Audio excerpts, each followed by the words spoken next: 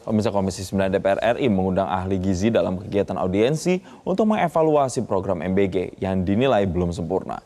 DPR dan ahli berharap BGN atau Badan Gizi Nasional dapat berbenah dari beberapa kasus keracunan di sejumlah wilayah.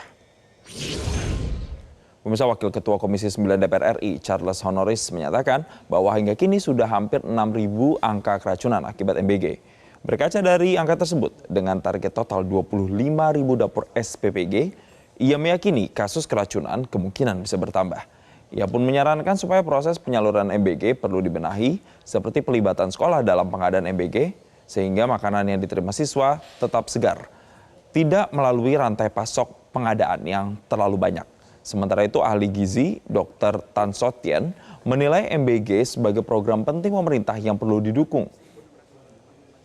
Tan Sotien mengkritisi pemilihan menu masakan. Menurutnya, setiap tray makanan harus tidak mengandung makanan atau minuman ultraproses yang dalam jangka panjang bisa berdampak buruk bagi anak.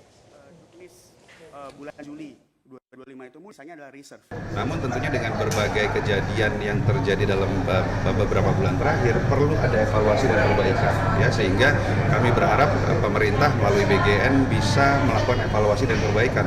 Kalau memang sistem yang diberlakukan sekarang tidak lagi ideal, yang akhirnya menimbulkan banyak kasus keracunan, maka harus dipikirkan sistem lain, ya, opsi lain.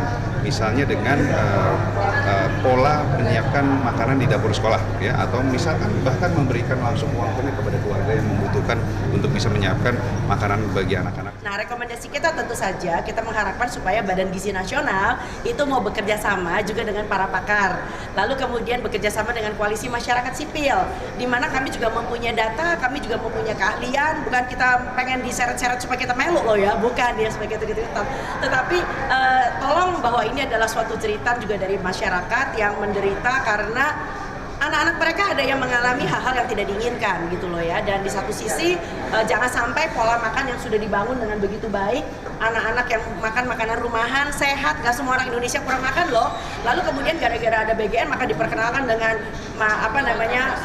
proses misalnya kayak cairan bergula rasa susu, bahkan bukan makanan susu itu ya, lalu kemudian itu bukan susu tapi ultra proses yang tadinya cuma makanan rumahan, tiba-tiba anaknya jadi marah-marah pengen dibeliin biskuit karena di sekolah diajarin makan seperti itu.